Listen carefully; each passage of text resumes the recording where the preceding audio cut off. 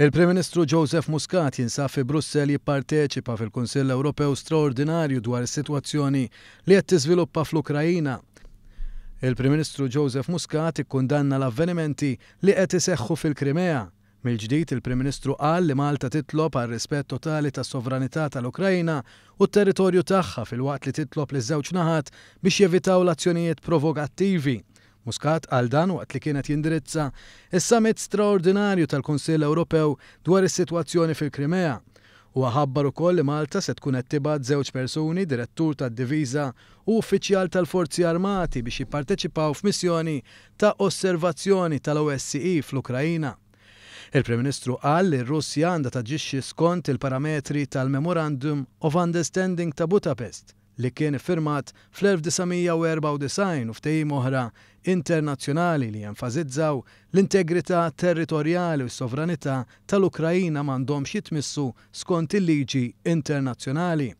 Il-Prim Ministru saħaq li l-prijorità għandha tkun li kemm jista' jkun malajr ikun hemm taħdidiet bejn id-naħat tal-Ukrajina u n-naħa Russa tal-konflitt u għaldaqstant faħħar it-taħdidiet li qed isiru bejn ir-Russja u diversi pajjiżi oħra filwaqt li jenfasizza li l-uniku mod li permezz tiegħu tista' tinsab soluzzjoni huwa dialogu.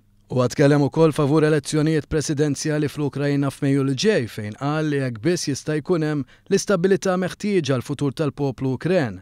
U qal ukoll il-President elett demokratikament għandu jiżgura li jipproteġi drittijiet tal-minoranza jkun ta' vuċi għar-reġjuni kollha fil-pajjiż.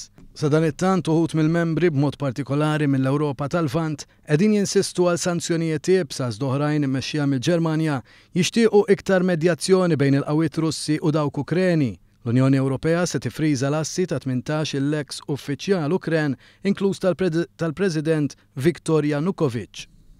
Is-summit qed isir jum wara diskussjonijiet mar-Russja f'Pariġi li ntemmew mingħajr progress sinifikanti.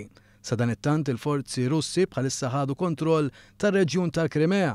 Fl-isfond ta' dawn l-iżviluppi, żewġ Maltin se jieħdu sehem f'missjoni ta' osservazzjoni fl-Ukrajina fil-parti tal-Krimea. Dawn se jiffurmaw parti mill-kontingent iffurmat minn rappreżentanti ta' 22 pajjiż li se jintbagħat fl-Ukrajina fuq talba li għamlet l-OSCE, l-Organizzazzjoni tas-Sigurtà u l-Kooperazzjoni fl-Ewropa.